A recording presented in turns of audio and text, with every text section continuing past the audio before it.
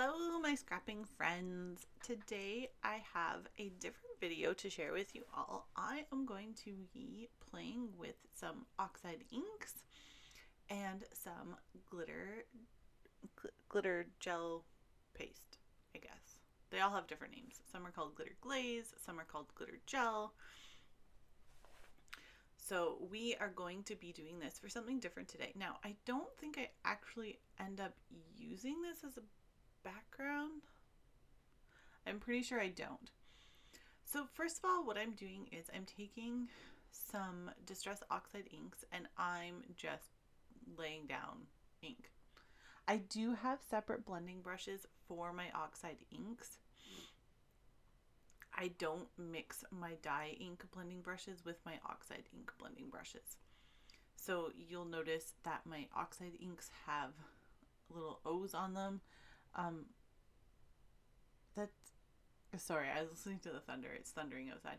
It's kind of unnecessary because my dye ink brushes are all the Gina K ones, so they're all white with Gina K designs stamped on them. And my Oxide ink brushes are all colored. So I didn't really need to put an O on them. Plus it comes off.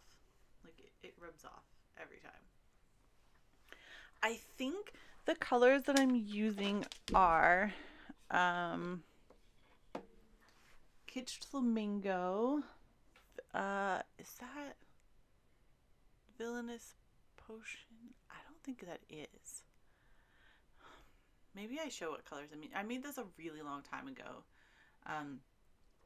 There I'm just showing you that you do get transfer on your brush. Like the purple was picking up on my pink brush. And so I didn't want to go back into my pink ink and contaminate it with purple ink. So it's just something to be aware of when you're blending colors. I was trying to read the purple, but it went by way too fast. I don't think that's Villainous Potion. I think that is too light to be Villainous Potion. I think if I had to guess, I would guess that is Wilted Violet. I don't have it with me. I think the pink is Kitsch Flamingo. And if I had to guess, I would say that is Wilted Violet. Let's see. Oh, my Oxide inks are very much out of reach for me. And then I'm using peacock feathers for my blue, which is pretty standard for me.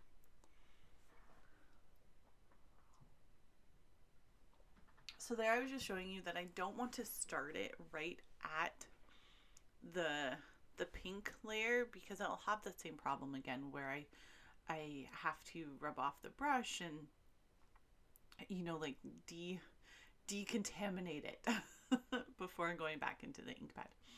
I will say that if you're wanting to blend colors like this, you need more ink. You need lots of ink down on your paper, and it's definitely easiest to do with ink pads that have been recently re-inked.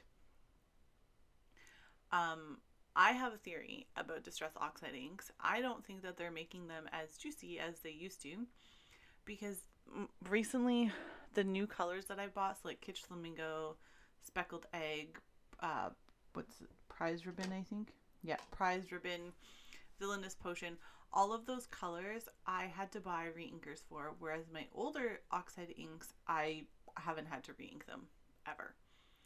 So I have a theory that they are not making the inks as juicy as they used to. I don't know if it's to save money or if it's to get people to buy the re-inkers. Like maybe nobody was purchasing the re-inkers because they were so good and you didn't have to re-ink them. So here I'm just noticing that my pink is basically all purple now. See, this is why you need to wipe the brush off, because then you get purple in your pink ink. Now, that being said, I have my Kitsch Flamingo ink in front of me here, and it's fine now. However, I have re-inked this one. So, also, you will notice that I am only dabbing my brush into the middle of the Oxide ink pad. I have since learned that for Distress Oxide inks, it works better if you kind of like dab it all over. I'm trying to open my ink pad. It's not opening. So I can, while I'm explaining it to you, I can do it while I'm explaining so I can process my thoughts better. So if you take your blending brush or your blending foam, whatever you're using, I'm using blending brushes here, and you like rub it on all the surfaces of the ink pad, it kind of like mixes up the Oxide ink a little bit better, and they work better that way. So if you're going to be trying to ink with Oxide inks, I would recommend doing that. I now have ink all over this brush, so I'm going to grab a piece of white paper here. And I do have to watch my time because I am going to come to you live as I am doing this video. I filmed part of it as like a live process. So I'm just rubbing. I was to like work things through in my head, and now I have picked raspberry ink all over my ink brush, like lots of it. So I'm just rubbing it off. So what I'm going to do next is I'm going to dry my Oxide ink back. Well, I don't know if I dry it. I hope that I dry it, but I don't know if I do. Once I get it blended to the way that I want it to be, I'm going to dry off my ink background and grab a stencil and some, I think I use clear or translucent or whatever it's called, glitter gel. You can also use like Stickles. Stickles works really well for this. Nuvo Drops works really well. I think I have the Nuvo paste in clear, or the Gina K one in clear, I was going to say, or Gina K. But I do think that the Nuvo one works better. This one says iridescent. I think the Nuvo one is more iridescent than this one. This one shows up with a lot more like white tone to it, whereas the Nuvo version of this is a lot more actually clear. So I'm going to put the paste over top of this Waves stencil, right on top of the Oxide ink. Now, because I didn't let this dry all the way, it is going to pick up the ink color. So you want to be, this is what I'm telling you, you want to be careful that you don't put your spatula back into the glitter container because you are going to have ink on it. So I'm just wiping my I say spatula, but you know, my tool off before going back into the container. So this is about going to do it for this portion of the video. I am going to come back to you live for the rest of it. So I want to thank you now for watching this video. I hope you learned something, and I hope you get your glitter gels out and have some fun with them. Thanks everyone, and I will see you very soon for some more live video. Bye.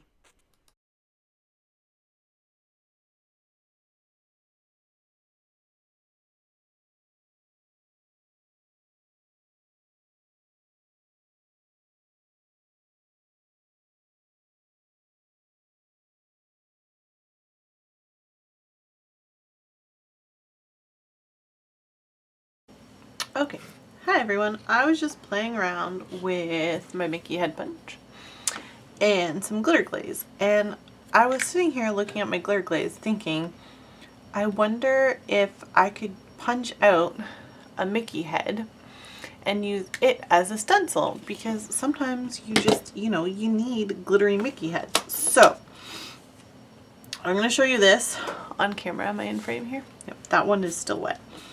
So that was my practice one, and it turned out perfect. So here's hoping we can do it again. Now, my glitter gel is pretty dry. it's not usually this like gooey, I guess, for lack of a better word. So it's really dry.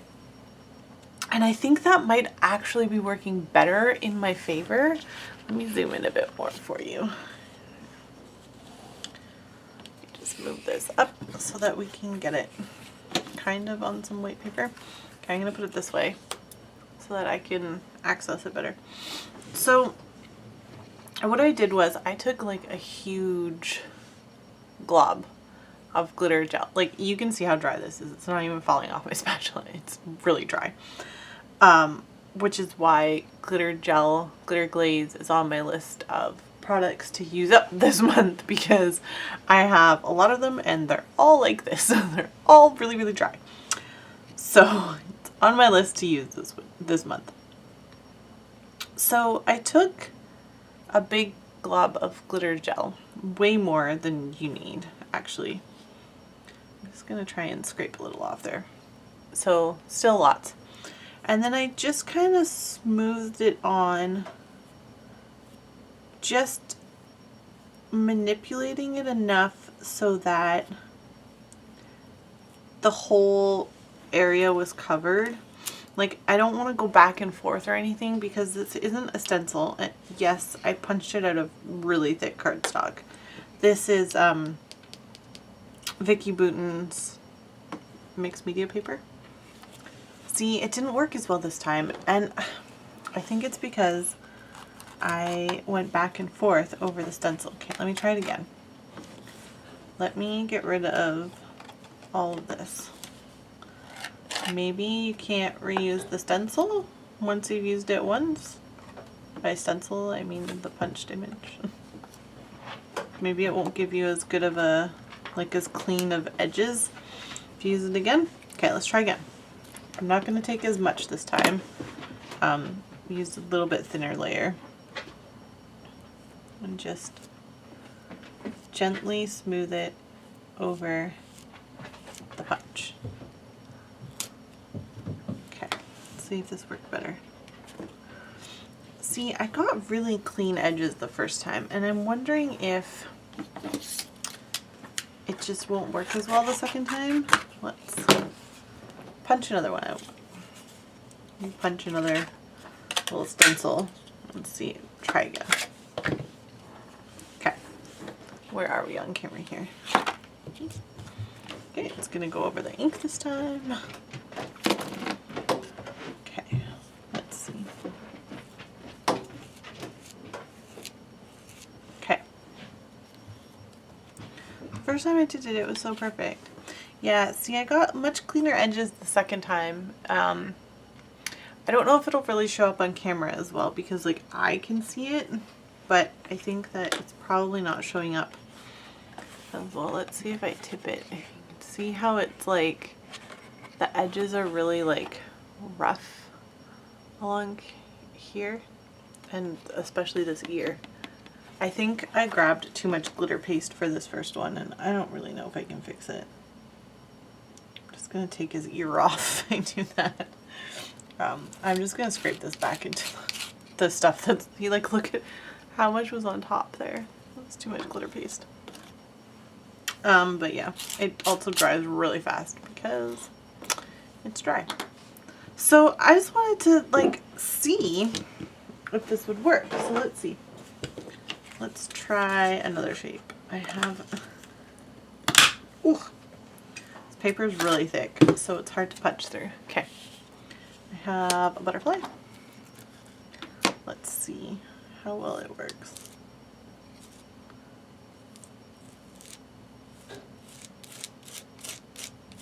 Okay.